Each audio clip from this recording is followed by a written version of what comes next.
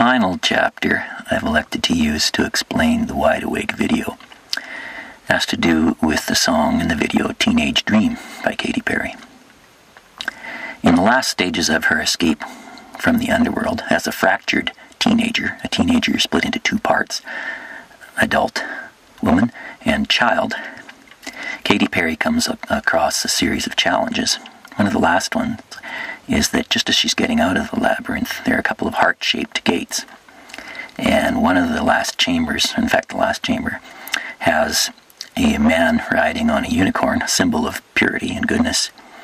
And he's dressed as Prince Charming, identified as Prince Charming in Katy's fairy tale summary of her videos. But he has his fingers crossed behind his back, so he's lying, and Katy punches him, somewhat to the surprise of the child version of Katy looking on. So she rejects one of the sacrificial story structures we're given as children, to our detriment perhaps, which is that the purpose of a good life is to grow up and get married and find someone to complete you. As in the song Part of Me, she rejects the notion that marriage will complete you. And as a pop star, you're too busy on the road and singing to maintain a marriage. At least that's the position in the movie Part of Me. So she rejects partly a notion of Christian teaching as well, in marriage being one of the sacraments. And this is commented on in one of the other interpretations, which I would recommend because there are so many points of view and so many symbols in Wide Awake that you can gain more from any one person's study than I can outline here. Some of these things have been done in more detail otherwise, and so I'm not going to talk about them too much. But one interpretation I haven't heard yet has to do with the cat in the final chamber. There's what I think is a cat. Some people identify as a dog. It's hard to tell because of the shapes, and it's made out of leaves and so on. But it has these spinning, what I would interpret as hypnotic eyes. And this seems to me to be a representation of Katy's fans, the Katy cats, and the relationship between performer and audience, which is somewhat hypnotic. People focus entirely on each other and shut out everything else during a performance. So there can be false realities and fantasies created that way. In the Katy and her younger self are shown mirroring each other when they first meet, when they hold up hands, and they're often associated with mirrors. And the younger version of Katy is associated with butterflies. Early in the video, you see a caterpillar, and then there are many butterflies flying around as Katy and her younger self make their escape. When they come to the final exit, a heart-shaped gate into what appears to be the real world, Katy hugs her younger self, much like she would some of her child-age fans. And the girl, Katy, puts the adult Katy a butterfly. She puts the butterfly in the adult Katy's hands. And when Katy is going out to change costume yet again, as happens in so many of these videos, and go out on stage, she opens up her hands and the butterfly flies out. You can look at this in much greater detail on the Illuminati-oriented analyses of Wide Awake, but it's essentially a code saying that certain people are programmed through something called the monarch program to think of themselves as butterflies who will metamorphose and do some certain job that's been implanted in them at some time in the past. So they're essentially puppets, although they appear to be free and flying. They're still controlled. Now, I think this is a narrow way of looking at things if you say that only the Illuminati do this to people, if they even exist. Because we're all given these programming messages as children through stories. And when we grow up, we find out that they aren't true and aren't necessarily the best stories to tell ourselves to help us live our lives. And we have to make new ones or see that they're untrue. So has Katy at the end really shed all of these fictional influences? She rejects the notion of marriage as completing a person and punches Prince Charming out. So she's rejected that one. But she shows herself, even with the Jesus tattoo on her wrist, as having gone through the equivalent of monarch programming. And I think what you can say from this is that we're all programmed in some way, whether we're officially part of the monarch program or not. even if we're shielded from the classic stories that are supposed to be used to program people in the Illuminati, which are Alice in Wonderland and the Wizard of Oz. We're told in the movie, part of me, that Katy's parents wouldn't let her read those stories. So the final proof of the pudding, I think, is when a portion of this fractured teenager, the child portion, goes out into the real world and seems to be returning to a normal life and appears to have been freed by Katy.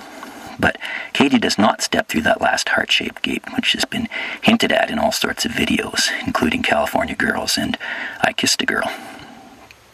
And at this scene, it made me wonder if the child Katy is the girl that Katy is actually trying to kiss.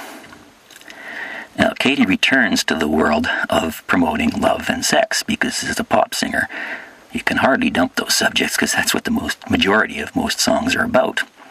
And she gets into her costume once again, and once again it involves a manipulation of her breasts in some way. This time they're covered over with spinners, like a burlesque dancer. And she gets on a platform and is lifted up onto stage. And the song Teenage Dream begins to play. Now, Teenage Dream marks, in its video, marks a great departure from some of the previous videos, because there aren't these multiple costume changes.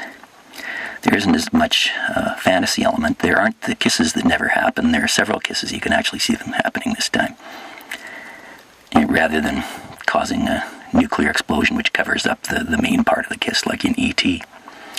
But amid all this apparent realism, the young couple go out to California. They talk about going to California, where the whole video cycle began with the video California Girls. And their way of dealing with the world is essentially just introducing themselves to sex. There's not really too much of an alternative to other mythologies. They talk about going through a change which is irrevocable, and afterwards they can't go back. And there's some quite negative fairy tale imagery still employed, even though these people have supposedly been created by someone who's shed her fairy tale programming and is trying to make a different sort of story. The most harmful influence on youth, I think, is that they're subjected to a horrible amount of prejudice and envy. And this is not completely acknowledged by society the way you would acknowledge discrimination by race, creed, color, ethnicity, and so on. This is that youth can be hated simply because they are young. One of the fairy tale examples of this is the Snow White story, which of course has been recently remade using one of the actresses from the Twilight series, among others. And it's the story of the evil queen who envies Snow White. In the Grimm fairy tale story, the story done by the Grimm brothers, one ending of this is that the queen's final punishment is to be made to wear red-hot iron shoes at the wedding of the prince and Snow White, and dance until she falls down dead. And this is supposed to be a symbolic reflection of how she has envied Snow White all this time, and how her envy has destroyed her. Now, in the song Teenage Dream, which has a realistic look, and which starts out with the woman saying, "You like me when I don't have my makeup on," which has got to be a tremendous relief after all the costume changes. The E.T. makeup alone was supposed to have taken something like 10 or 12 hours to put on. Nevertheless, these two people are still internalizing a negative message given to them by society through fairy tales. And they say, we'll be young forever, but then we'll dance until we die. Now, how can you be young forever if you're dead? The only way to do it really is as a fictional character or as an undead character. So, there's also a message involving dancing until you die that's in another fairy tale called Hans Christian Andersen fairy tale called The Red Shoes, about a woman who devotes her life to learning to dance, and she finds these magical red shoes and puts them on and can't take them off. And this has been made into a movie with an intricate and beautiful ballet, in which a young dancer devotes her life completely to show business, to art, to dancing, and dances and then finds out during one performance that she can't stop, dances outside of the theater and dies on the street.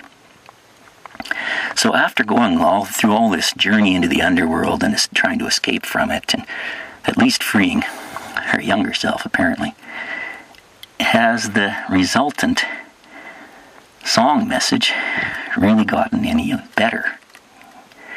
And I would have to say, from what I've seen, no. There's still a lot of very negative stereotypes about youth perpetrated in the land most devoted to pursuing youth, which is California, and the ultimate expression of various aspects of the American dream. So it seems to me that in entertainment, we have a lot farther to go, much like Katy Perry.